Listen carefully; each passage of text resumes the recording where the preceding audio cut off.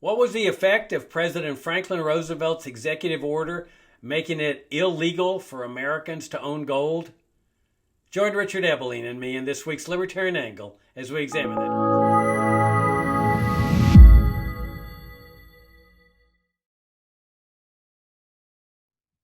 Hi, I'm Jacob Hornberger, president of the Future of Freedom Foundation, and welcome to this week's Libertarian Angle, the show that brings you all the principled case for the libertarian philosophy. I'm joined by my co-host, Richard Ebeling, professor of economics at the Citadel. Richard, good to see you again. It's good to be with you and our viewers and listeners. Okay, Richard, in the news, of course, are the multiple executive orders that are being issued by President Trump. From what you and I were discussing earlier before the show started, you were telling me that the number of executive orders that he has issued pales in comparison to the executive orders issued by President Franklin Roosevelt during his first 100 days in office. And I presume you meant the first time he was in office there in 1933. So that brings to mind one of Roosevelt's most critically important, and I say one of the most destructive executive orders ever issued. And that was his executive order regarding gold coins to be exact. So I thought let's devote a Libertarian Angle episode to what I consider one of the most infamous acts in U.S. history.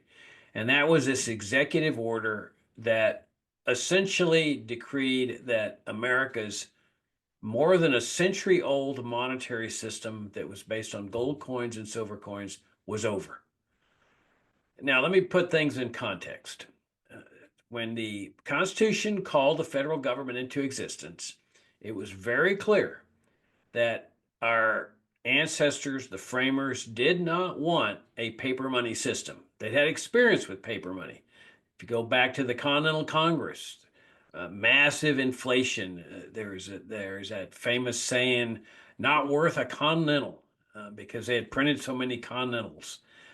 And so when the Constitution is called into existence, they don't want anything to do with paper money. They've seen historically what governments do with paper money. They start printing it because they don't want to raise taxes anymore. They get to a point where people are sick and tired of taxes. So they say, hey, no problem, we'll just print the money. So the system that was established was a gold coin, silver coin standard, where gold coins were the official legal tender money. And you can see this in the Constitution where it says the government will not have the power, will only have the power to coin money. Well, you don't coin money out of paper, obviously. They're talking about metals, gold coins, silver coins. And in fact, that's what happens. The U.S. Mint starts minting money.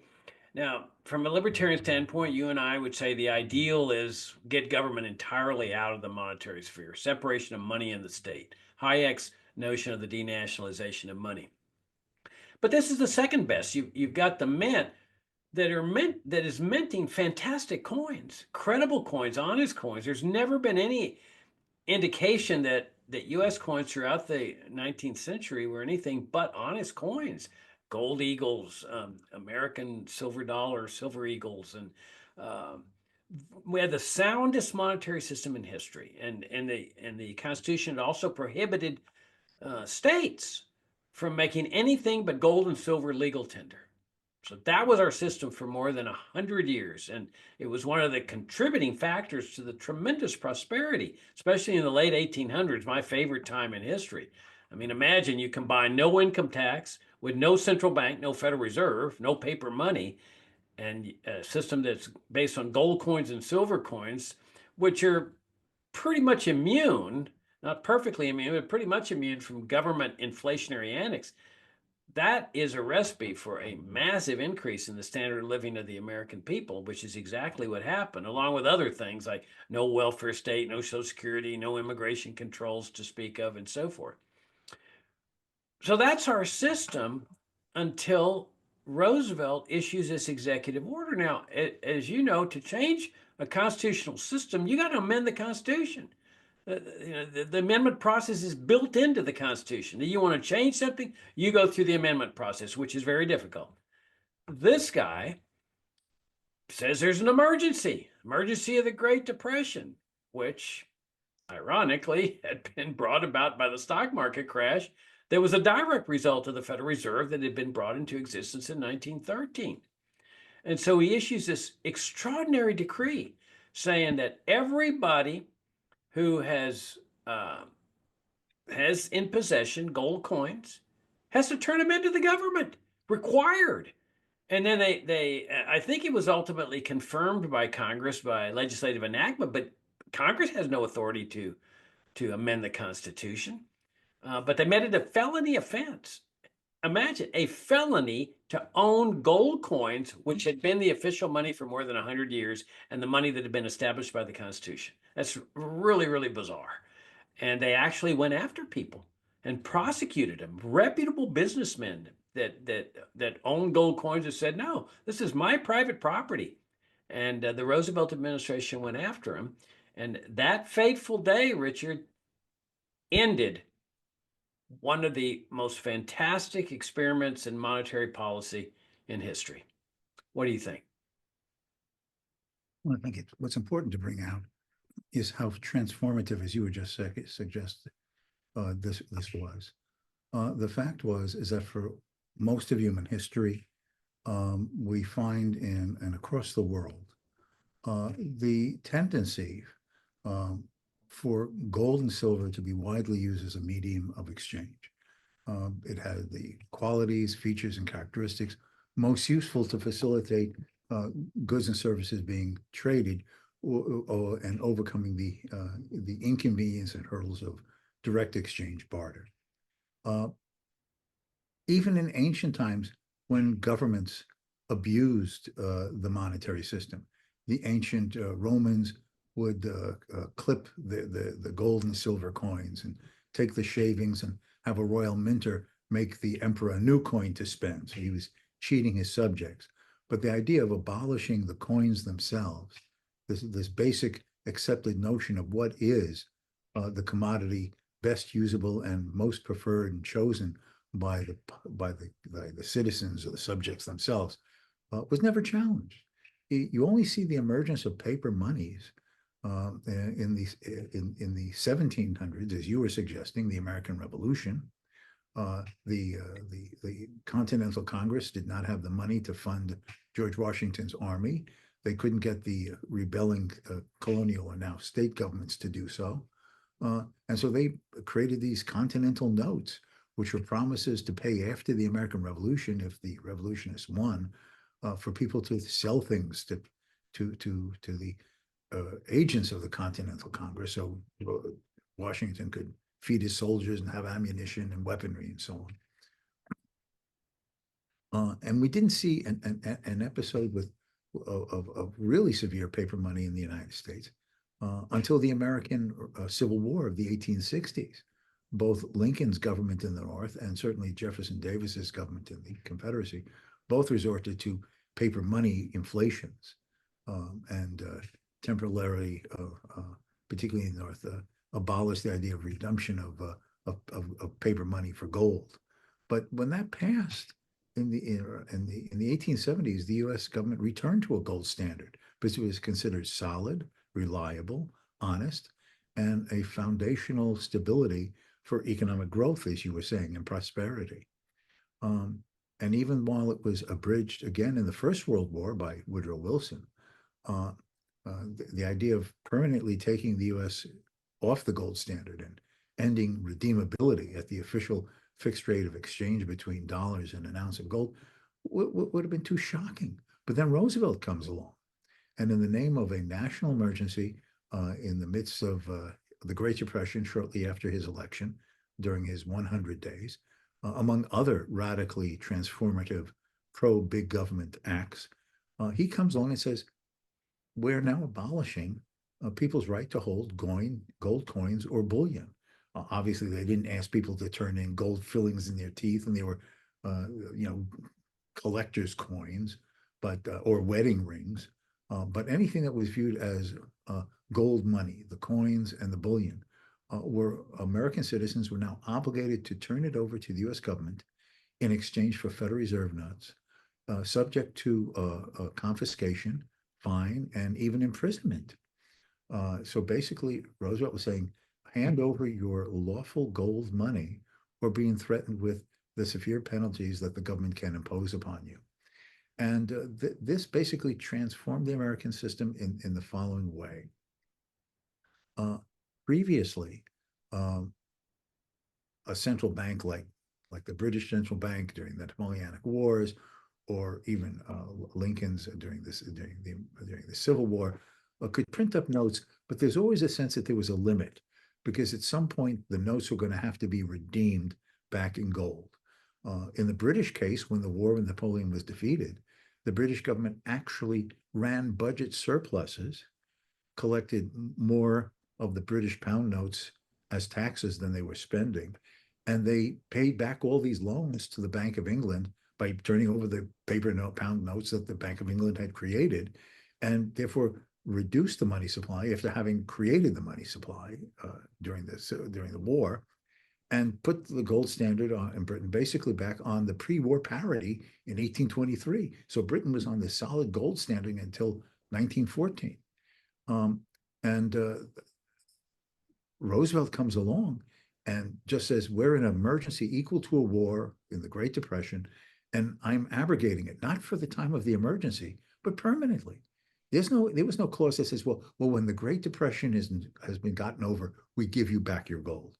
This was an institutionally transformative process, which now gave the government and its agent, the Federal Reserve, our central bank, the capacity to create paper money without limit, with no concern that anybody's going to turn it in for something real that would then threaten the financial stability of the central bank institution itself.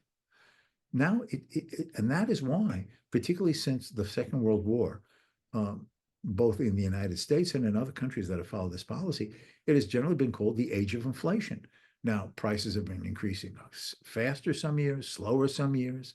But the fact is that unendingly, decade after decade, the breaking of the gold link to paper money, where paper money was merely the money substitute or claim to the gold, that link was broken, and now there's no restraint, and there has been no restraint. Governments can run unending deficits. The Federal Reserve can then indirectly create money to finance those deficits, and it can do so unendingly. There is no check other than the choice and decision of the Board of Governors of the Federal Reserve itself to not print paper money. There is no institutional limit on restraint on how far they can go. And this has been disastrous. It's the avenue for government to accumulate these debts. It's the avenue by which there's no restraint on government spending. It is the institutional effect, but people no longer really have an understanding that the money in their pocket is not real. They think that the paper money is money because the government has imposed this on the basis of fiat. And then after several generations, people have lost the idea that there was something else as money.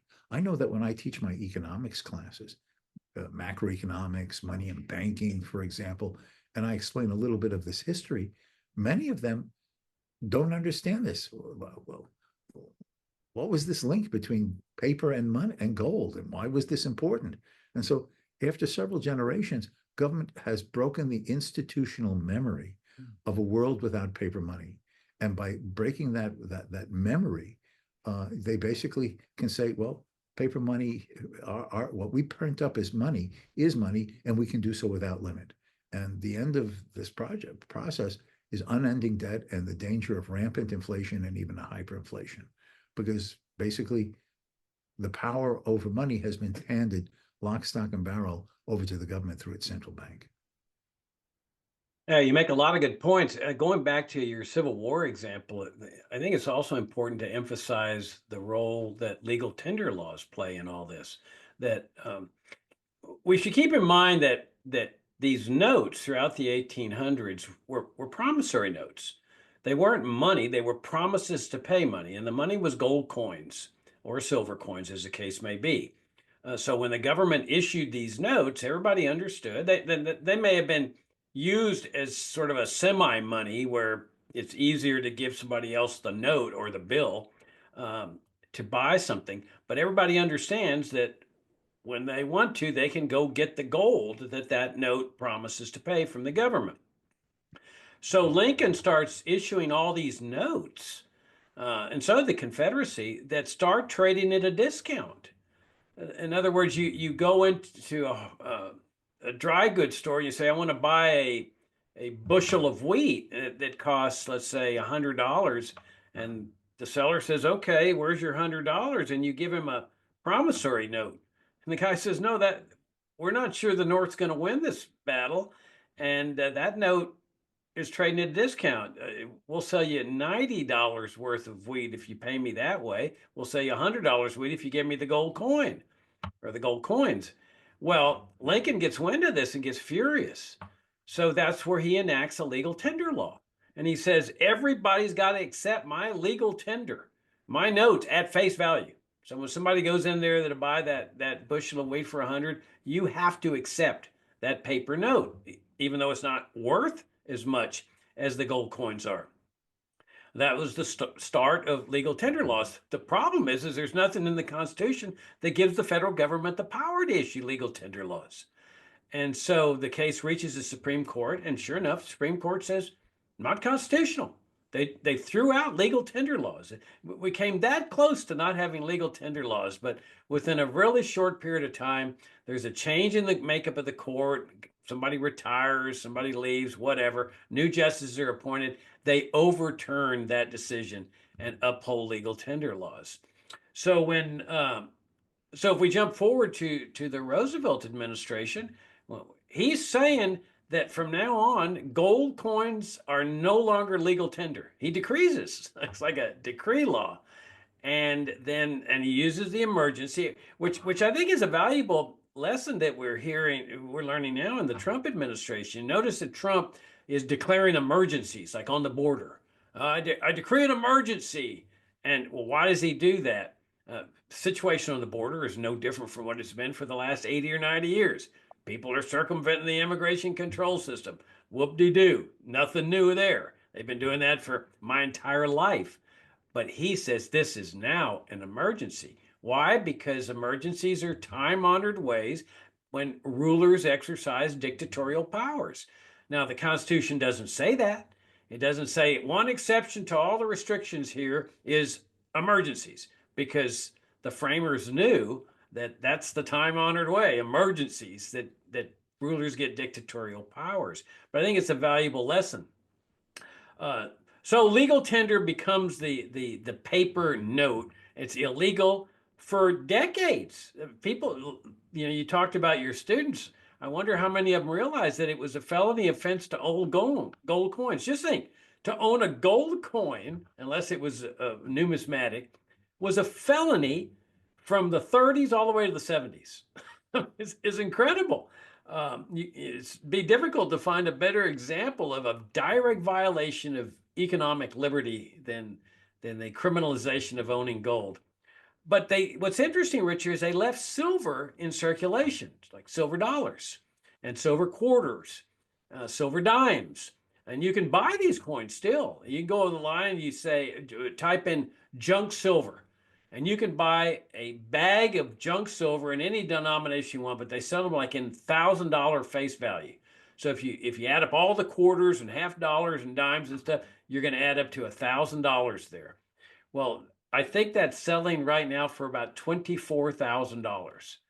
A face value of silver amounting to $1,000. If you want to talk about inflation and the debasement of currency, is now equal to $24,000 in paper money.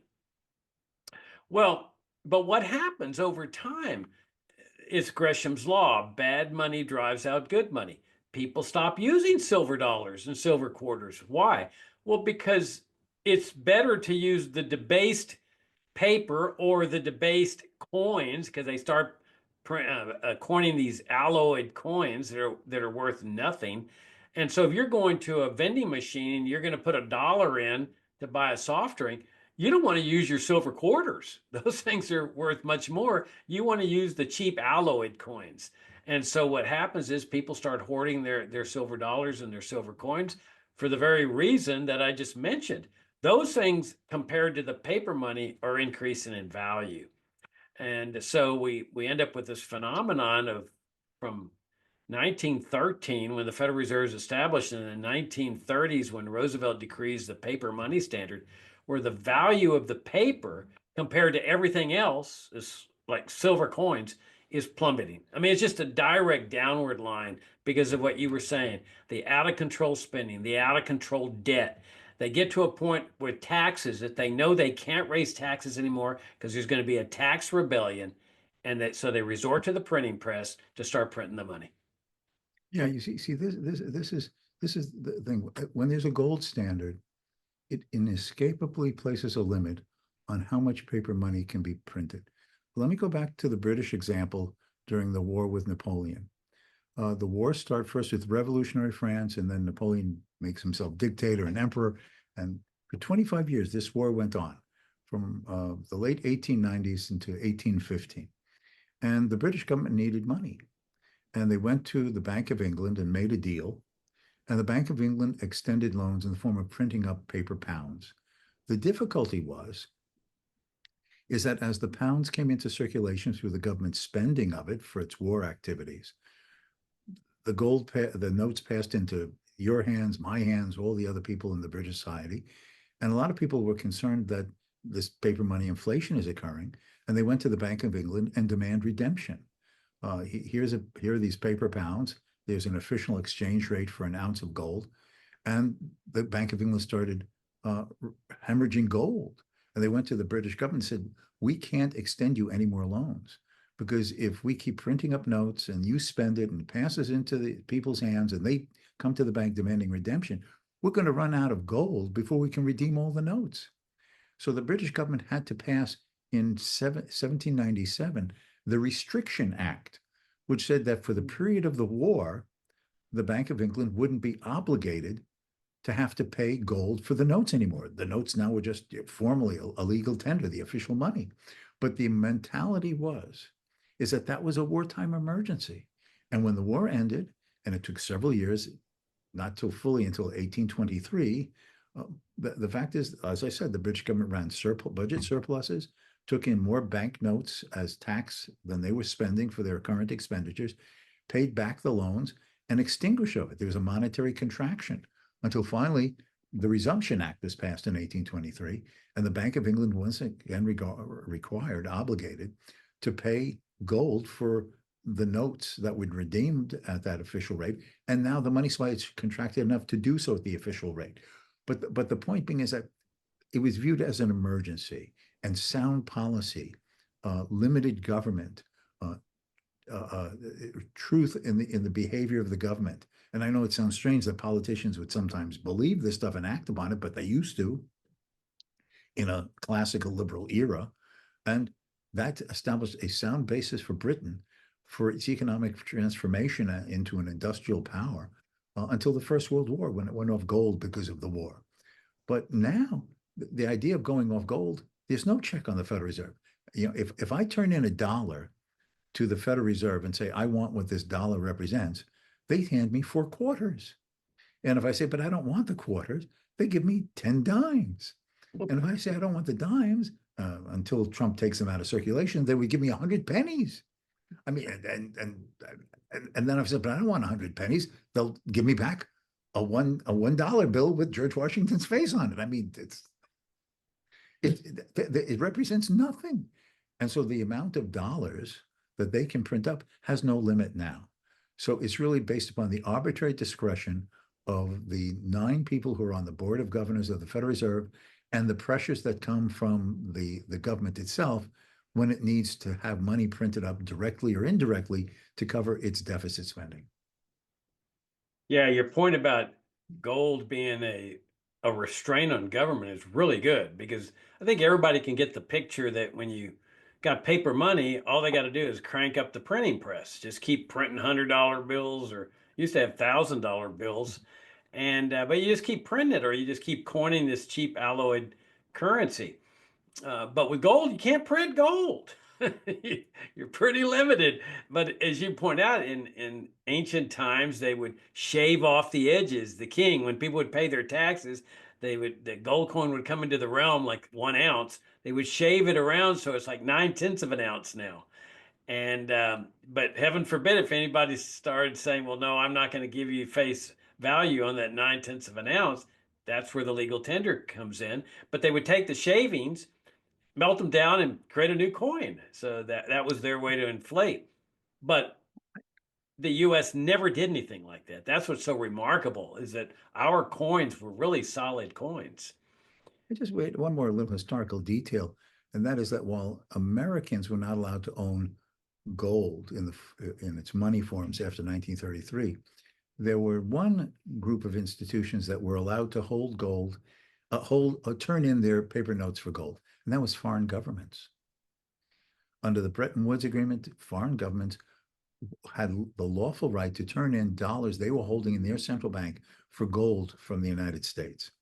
The problem arose is that under Eisenhower, under Kennedy, under Johnson, under Nixon, they had been printing all this paper money and dollars had passed into other hands around the world until finally in August of 1971, when Richard Nixon was president, he closed that gold window and said, not even foreign governments can turn it in, because they had gotten very worried because during the 1960s, when Charles de Gaulle was president of France, he had an economic advisor named Jacques Rueff, who was a free market classical liberal economist. And he said, you can't trust those Americans. They're printing all this money and we'll never get the gold they're supposed to represent.